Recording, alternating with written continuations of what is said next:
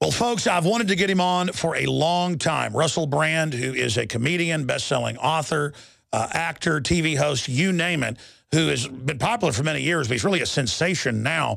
The whole office today, when they found out he was coming on, got really excited. We have a lot of big guests on. And what's exciting about this is that Russel Brand is outside the box, and he's getting people to think. And obviously it went viral all over the world a few months ago when he confronted kind of the talking heads that are on the mainstream media MSNBC channel with Mika Brzezinski. And so Russel Brand, he's doing his worldwide tour right now, joins us. Russel, thanks for giving us some time. Alex, it's a privilege to be on your show. Thank you. No, it's a privilege to have you here. What's the best site for people to visit to find out about the tour? Is it russellbrand.tv? Yeah, that'd be perfect. Thanks. You bet. Wow. So bottom line, what is front and center most important to you right now that's happening in the world? I think the thing that is most important to me is the thing that I'm talking about in my show is the cultural narratives that we are told, the way that we are presented with information, the way that meaning is designated, the significance that is given to certain issues and not to others, and the light in which stories are told.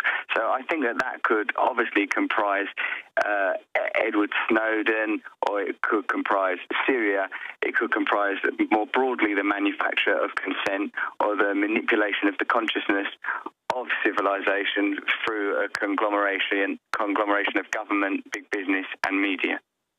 Coming into this interview, we played a clip when you were on MSNBC, and that really struck a chord with people when you just laughed at their narcissism and said, you don't talk about anything real.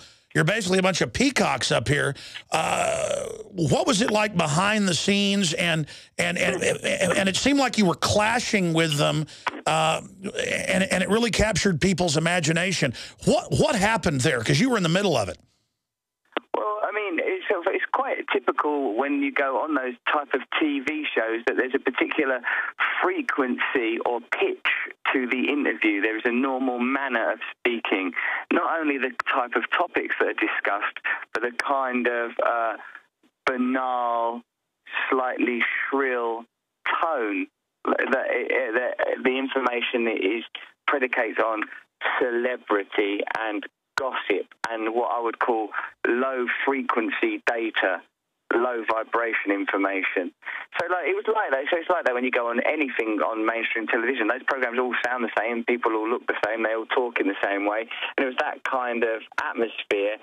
The only difference is that the impoliteness was of such an extreme level that it gave me an opportunity to point out some of that stuff, which I wouldn't typically do because it sometimes doesn't seem appropriate to tell people that what they're doing is pointless or silly. I want to get into world events, your tour that's so popular that I hope to see when you come to Austin in a few weeks here in Texas.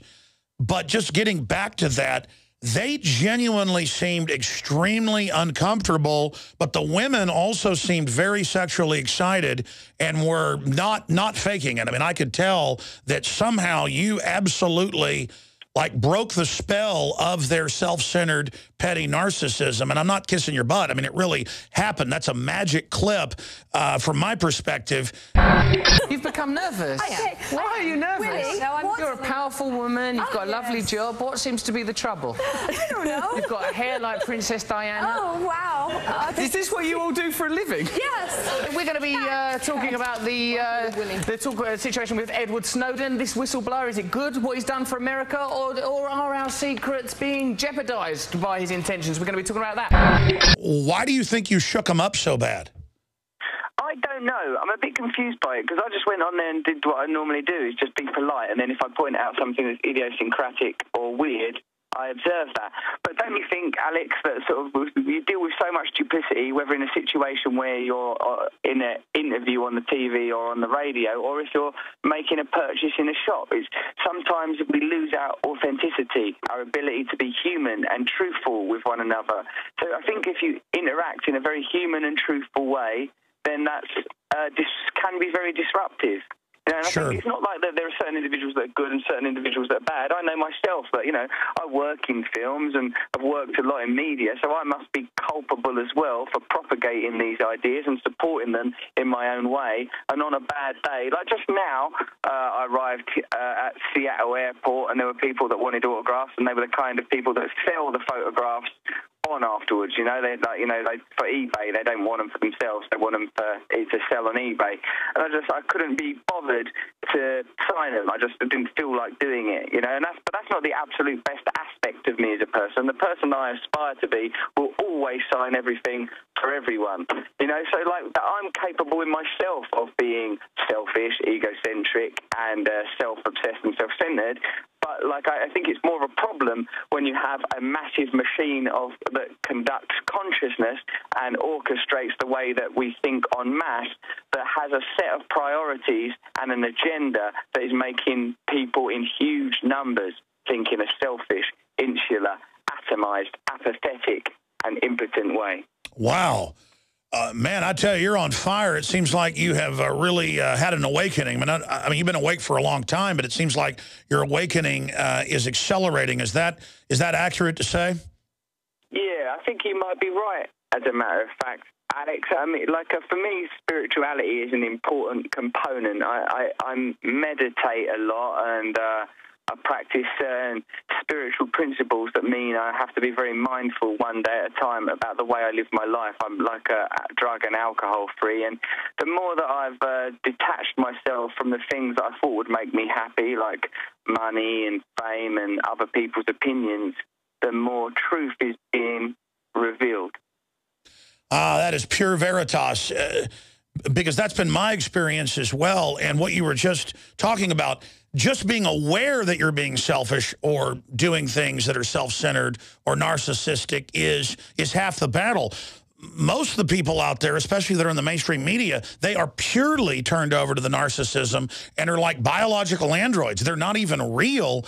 And I think that's why you freaked Brzezinski's daughter out and others so much, is because they got into this conscious of the manipulation they were involved in, but really what you do to others comes back on you. So now they've turned into what they tried to do to the public, making the public one-dimensional cutouts of what they projected. It's now blown back on them. That's very interesting. I often wonder, Alex, how those situations are contrived. I sort of suppose if you work in the media, you go through so many filters. You know, you're just not going to get that kind of job unless you're a certain type of person, unless you know the right sort of people. If you say the wrong type of things, you'll be filtered out. You know, so by the time you get to the point where you have your own show, generally speaking, you think a certain way that is in alignment with the elitist interests that are behind whatever corporation owns the outlet. Yeah, but like I think too that there is probably a less obvious way of understanding things in terms of, I wonder what happens neurologically. I wonder what the energy in a brain looks like. I wonder what that it's like if our brains are surrounded by other brains that are thinking in a certain way, that are broadcasting, transmitting at a certain frequency.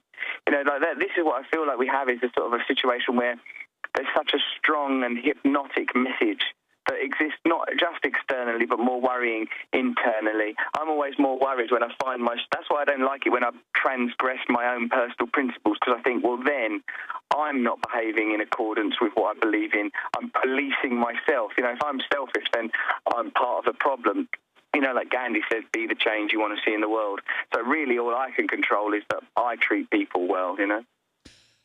Absolutely. And you know, thinking about that, the establishment is aware of the group consciousness, the group collective, and they're trying to program it, as you said, on record. They've written books about it, to lower the frequency down to a bestial or even below bestial level, beyond common sense, even self-preservation, so that people can be programmable. So it comes down to the old question of free will versus not free will.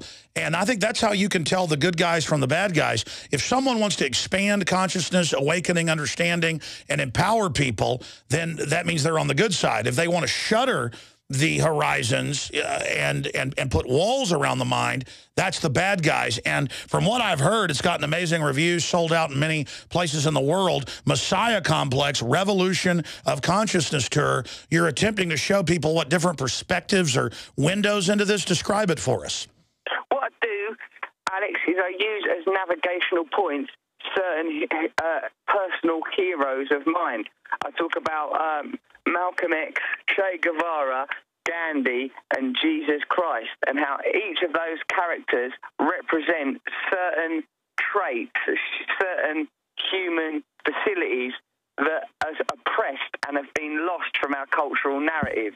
Like that you can't have figures like Gandhi, Che Guevara, Malcolm X being celebrated in the mainstream because you would then have an insurgent population. If people start to think like Malcolm X, they're not going to tolerate being treated as a compliant consumer cattle. If people think like Che Guevara, they're going to be prepared to take up an armed struggle. If they think like Gandhi, they're not going to be seduced by consumerism and they're going to be prepared to protest en masse.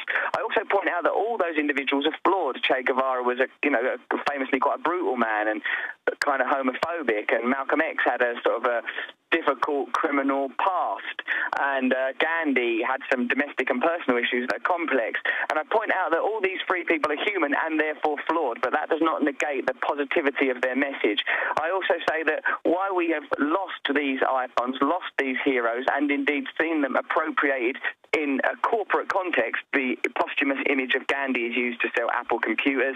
Che Guevara crops up at Mercedes car exhibitions.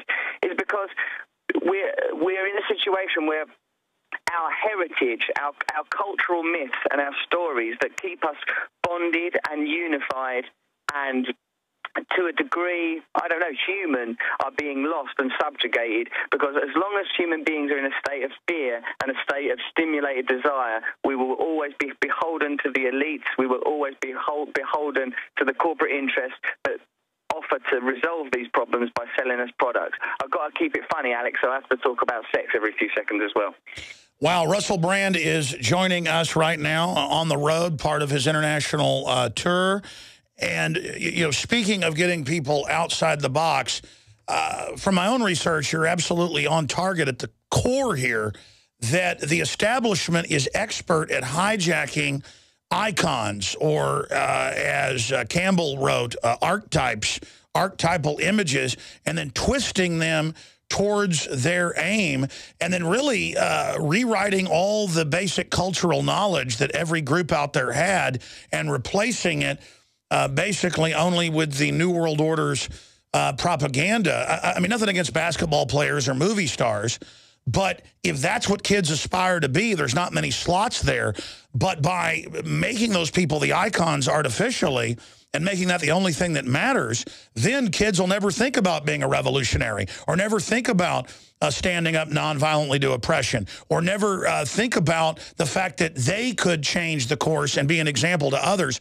And so I really get from this that you're trying to almost go back and see what these people really stood for and try to get folks to become aware of this power?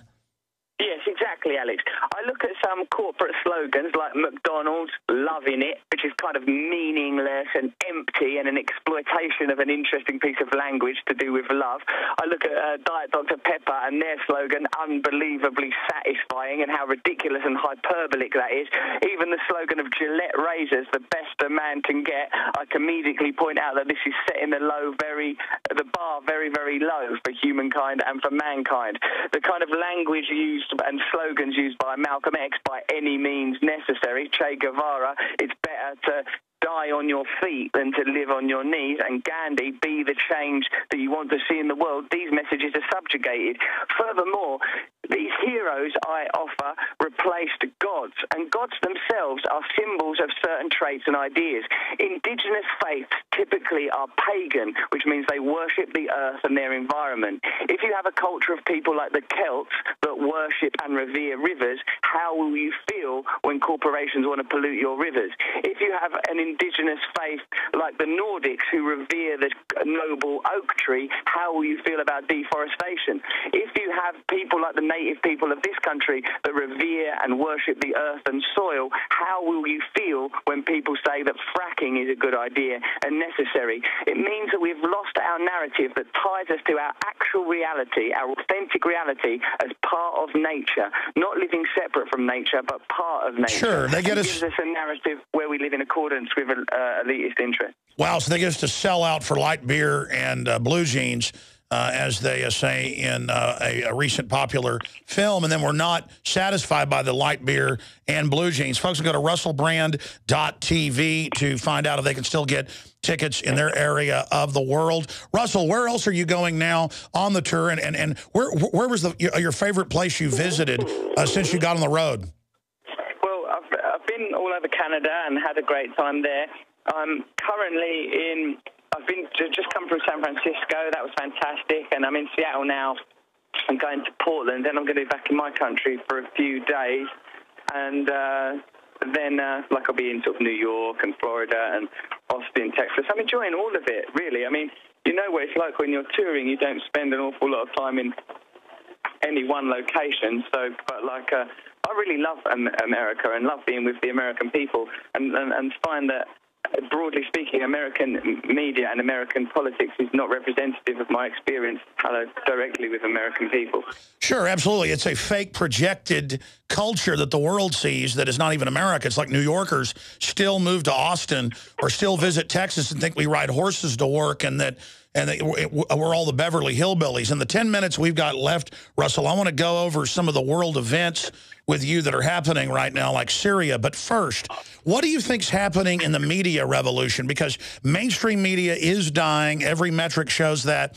Alternative media, the people's media with its real diversity, is exploding. I want to get your take on where you think the future of the media is going and cultural developments. And do you think that the human species will survive to become a type 1 civilization and make it off the planet? Type 1 civilization. Oh, cool. What does that mean? That we get our own extraterrestrial operations going and populate other planets? Well, with Alex, what I think with the media stuff is that I think that, I think the diversity provided by social networking and new media is very, very positive. But the status quo are expert at manipulating and co-opting any countercultural movement. If you look at how hip-hop began as a very sort of radical, anti-establishment voice and eventually couldn't be more about consumerism and bling and wealth. The same thing happened with punk. So I think any countercultural movement is at risk of being approximated and appropriated by the mainstream.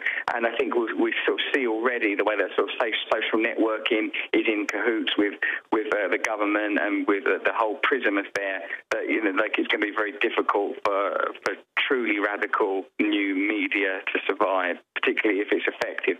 So, but I feel very optimistic about it. And the more that people communicate, the more that people realise that even if we are different from one another, we have more in common with each other than we do with the people that rule us and govern us, then I think that we have a chance of changing the world.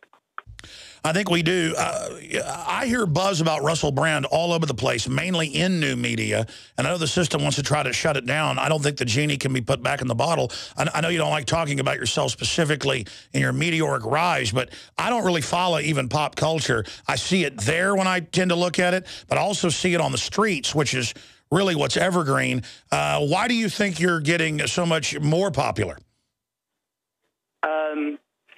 Well, I don't know, but I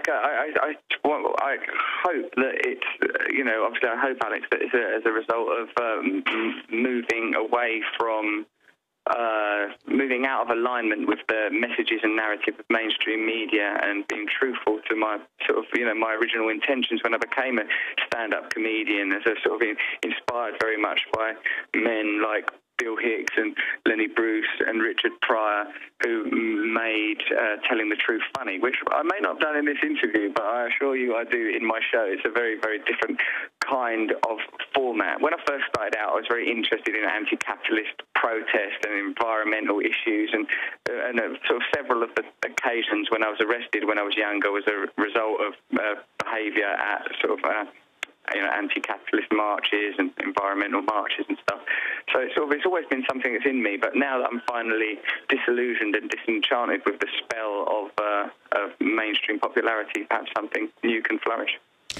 I didn't start living until I got disenchanted with it about 18 years ago. And I just, my life gets better and better the more I realize it's almost like a matrix. It's fine to be on it, to use it to try to wake people up. But other than that, that's the only thrill there. There's no thrill anymore just in the fake syntheticness of it. Russell, I want to talk about some good news from my perspective.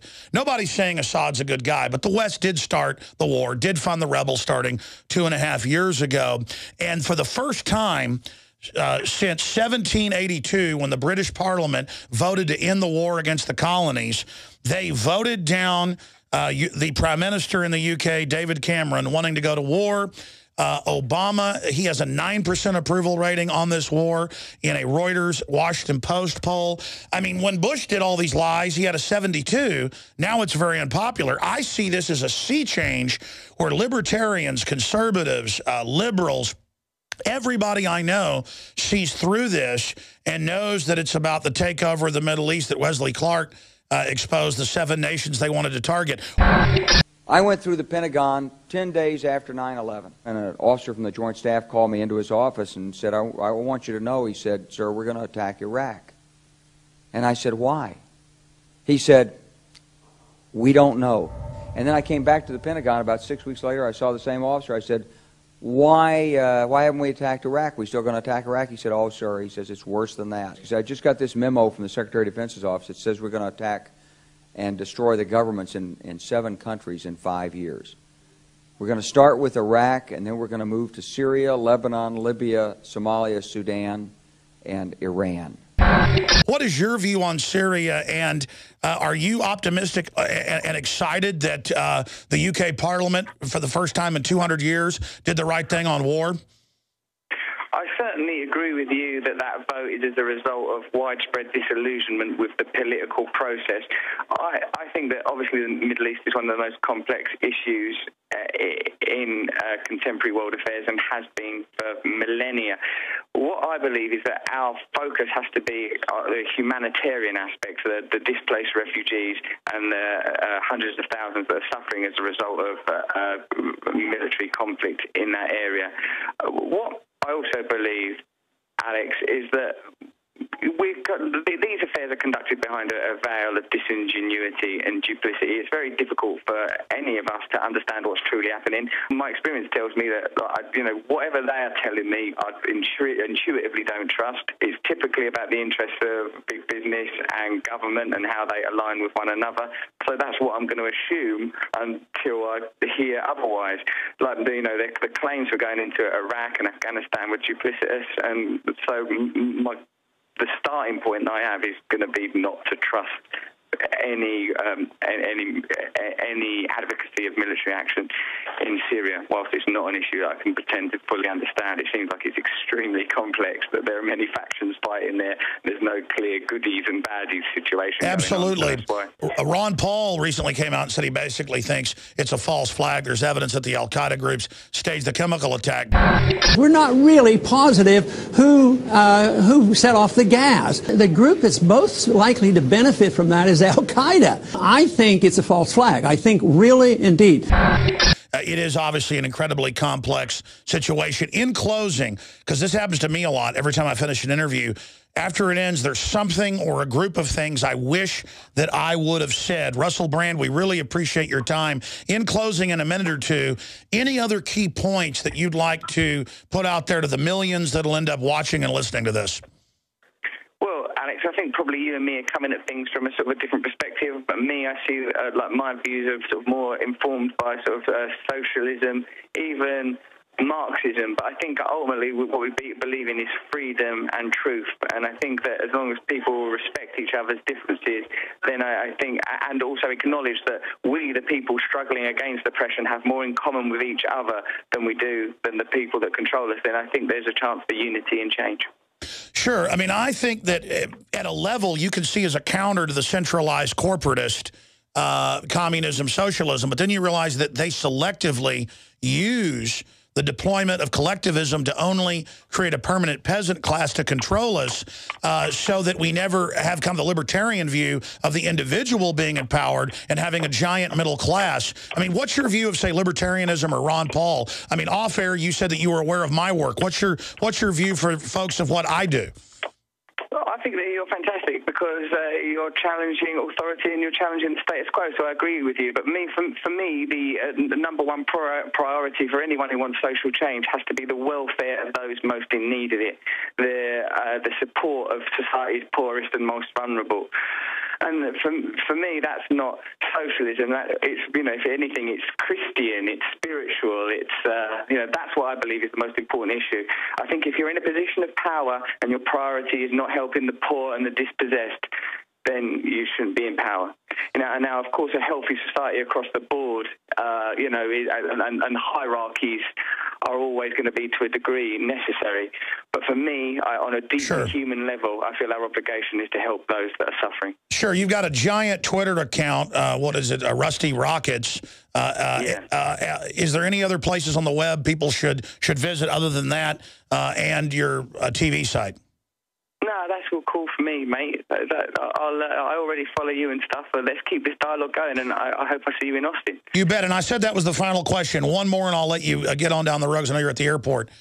One last question I've got to ask you here, Russell. You mentioned Jesus and Che Guevara and Gandhi and Malcolm X, but it says, and Hitler, and that's one reason I want to see your show. This is such an icon that's used everywhere, but in your research, you got to give away a little bit. What's the angle on Herr Hitler? Well, that whilst Hitler's actions were deplorable, it's not his extremism that is terrifying, it's his mundanity. He was just a normal man created by a number of geopolitical, economic and religious circumstances Versailles. At that time. In Germany, of course, Versailles and the anti-Semitism that was very prominent in that part of Europe at that time, and that now we don't like. In those days, it was clear what evil was. Evil is Adolf Hitler. Now evil comes dressed as in the white of Ronald McDonald. Now evil is hidden behind the Apple logo. Now evil is indecipherable in derivative bundles and in dispossessed millions. So it's about the narrative and the way we're told stories. Exactly. It knows how to hide, and deciphering it and knowing what evil is really the answer. Russell Brand, thank you so much, and I look forward to hopefully meeting you when you're in Austin in a few weeks. I'll be at your show regardless. Stay in touch, Alex. I can't wait to see you. Thank you, sir. Goodbye. See you, mate. Thanks. Bye-bye. Well, folks, there goes Russell Brand, and I had been told by David Icke that he was a listener, and we got a hold of him and discovered he was. And we found out he was following us on Twitter at Real Alex Jones and got him on. And I've been fascinated with his work for a few years. He's been around for a long time, but he certainly has gone from just kind of being the wild party animal guy to being a serious thinker. You can tell he's a smart guy. And look, folks, you know I don't like communism. But he's on a journey here. He said that was a long time ago. Now his views are changing. We have to reach out to everybody, especially if they're outside the box and want to try to make connections to others. And so this is how those of us that want true Thomas Jefferson-style liberty are going to win the fight against the tyrants. But I tell you, that interview couldn't have gone better. That was amazing. And so I know that listeners out there probably want to send me their comments. You can do that at Real Alex Jones on Twitter.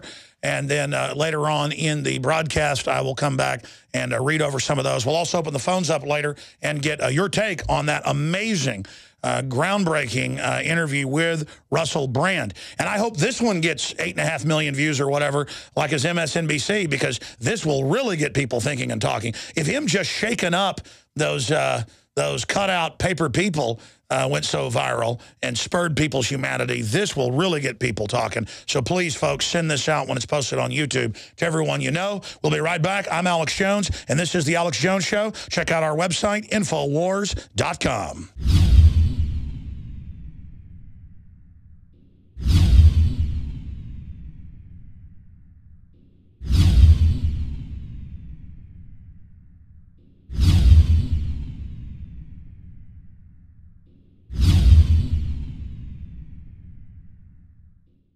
Yes, these men and their hypnotized followers call this a new order.